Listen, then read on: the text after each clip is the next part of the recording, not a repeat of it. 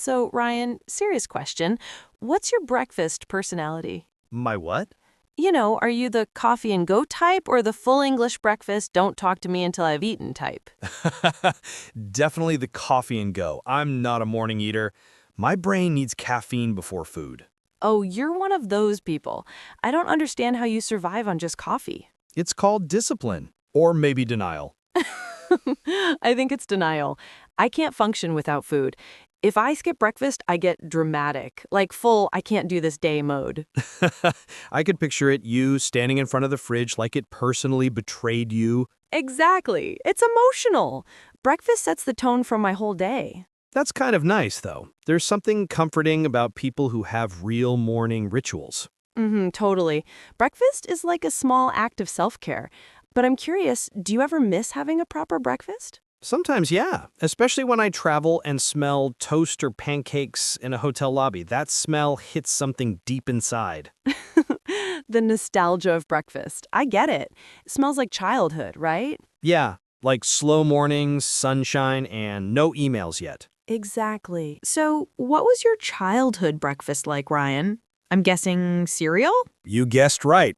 Every morning, cornflakes or sometimes toast with peanut butter. Quick, simple, and usually eaten while my mom yelled, "You're gonna miss the bus!" Classic.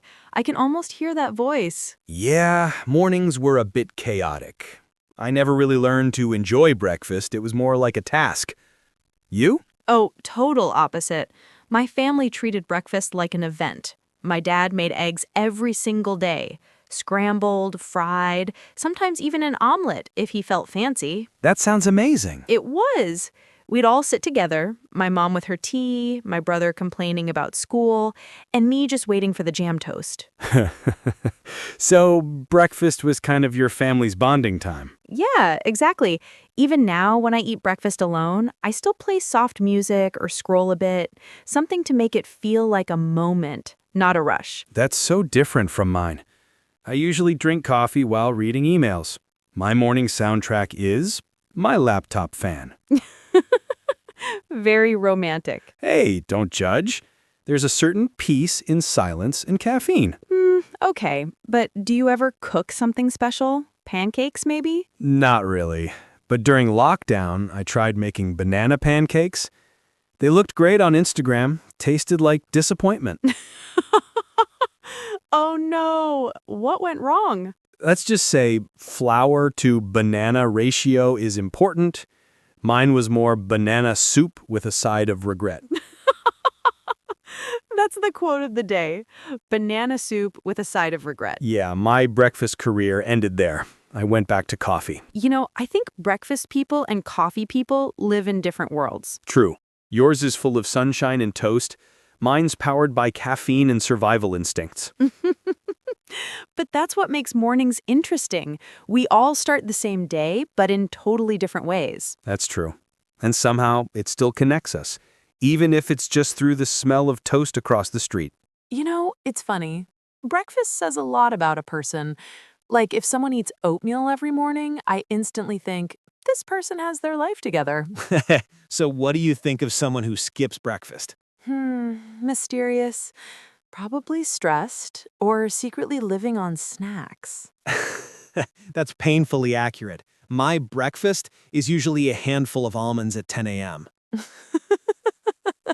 That's not breakfast, that's survival. Hey, don't shame the almonds. They've been keeping me alive for years. I respect that, but sometimes a real breakfast can slow you down in a good way, you know? It's like saying, hey, I deserve a calm start. I get that. Maybe I'm just afraid that if I stop to enjoy breakfast, I'll never start working again. That's the modern curse. We rush everything, even eating. True. I read somewhere that people who eat breakfast regularly are generally happier and less anxious. Maybe it's not the food, it's the routine. That makes sense. It's grounding. Like your brain says, okay, it's a new day. We're safe, we're fed. That's actually beautiful. We're safe, we're fed. I like that.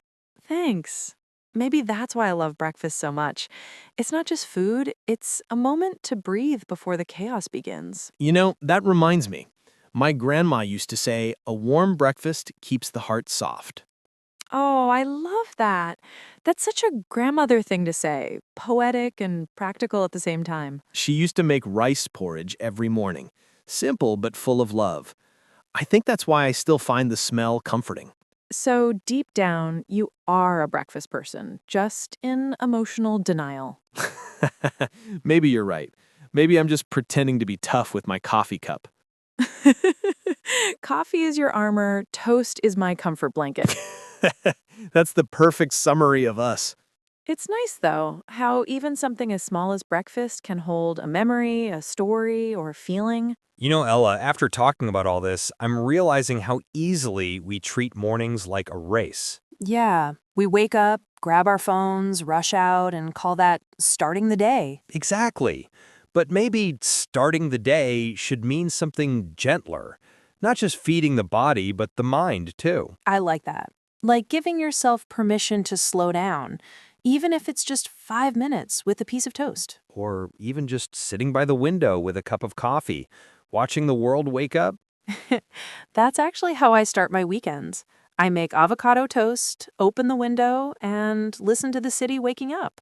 Cars, birds, kids running late. It's peaceful chaos.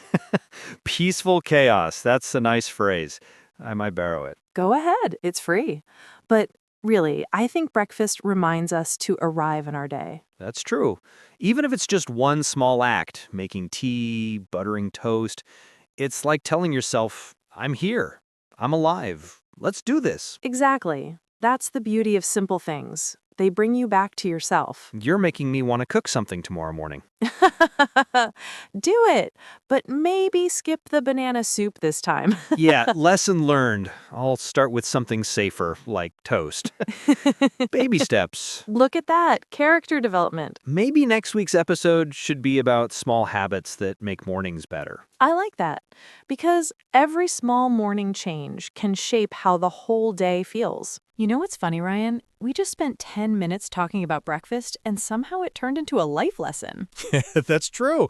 We started with coffee and toast and ended up talking about mindfulness. Classic us. Yeah, but I kind of love that because breakfast is one of those everyday things that we often ignore. And yet, it tells the story of how we live, fast or slow, chaotic or calm. Exactly. And maybe that's the message for today. Pay attention to your mornings. Even the smallest routine can change how the rest of your day feels. Yeah, start simple.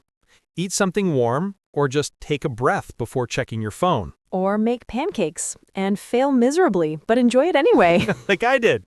Hey, maybe I'll give it another shot this weekend. Please do, and send me a picture this time. Proof of improvement. Deal. And if it goes wrong, I'll just call it experimental cuisine. Perfect. Very artistic. Thanks for listening, everyone.